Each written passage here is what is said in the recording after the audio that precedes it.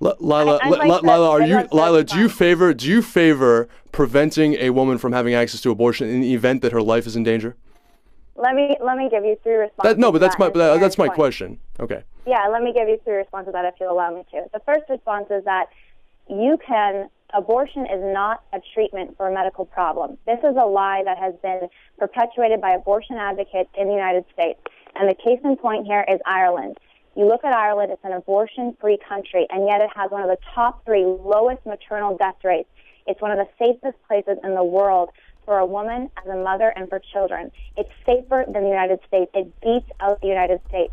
This is because they're abortion-free, and they recognize that there are two patients when a woman is pregnant, her child and her. That is the most humane way, the best way, the most compassionate way, and the just way to approach medicine here. Again, abortion is not a treatment for medical problems. Secondly, but it's funny that you mentioned Ireland, because a woman recently died in Ireland when she was denied an abortion. And that woman's name was Savita Halapannavar. Do you deny that is actually a problem? And of course, there's a study by the Guttmacher Institute that overall countries with more liberal abortion laws have fewer abortions and fewer deaths from abortions. You're misinformed. You're misinformed there. I'm sorry to say, because Savita's case, Savita was not seeking an abortion.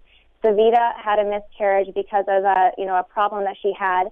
She was not denied an abortion, whereas as far as a miscarriage is concerned, because in that situation the child is already dead, and that would be an evacuation of that child. They refused to terminate the pregnancy because the fetus's heart was beating, and apparently the answer to her was that this is a Catholic country. They chose the fetus's life over the life of the mother, didn't they?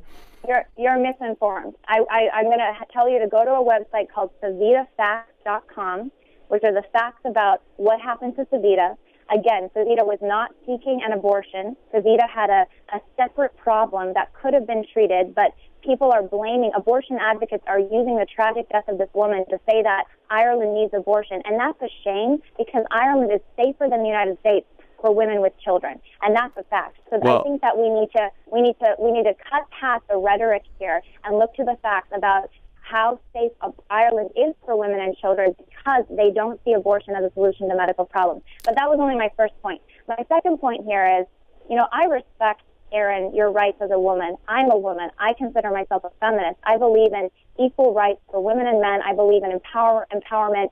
But I don't think that any right that we may have allows us to infringe on the rights of another person, and particularly the most fundamental right, which is the right to life. And a child in the womb, whether we like it or not, even if you don't feel this way, science tells us that the child in the womb is a unique, individual human being.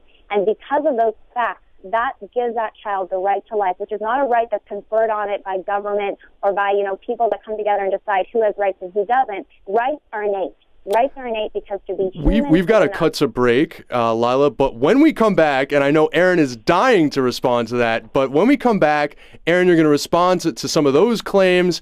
Does someone... Is the life in a person's womb equivalent to a human life, and somehow that violating that amounts to taking another life? When Take Action News continues this fascinating, heated debate on abortion between Aaron Mattson and Lila Rose, Take Action News continues after this.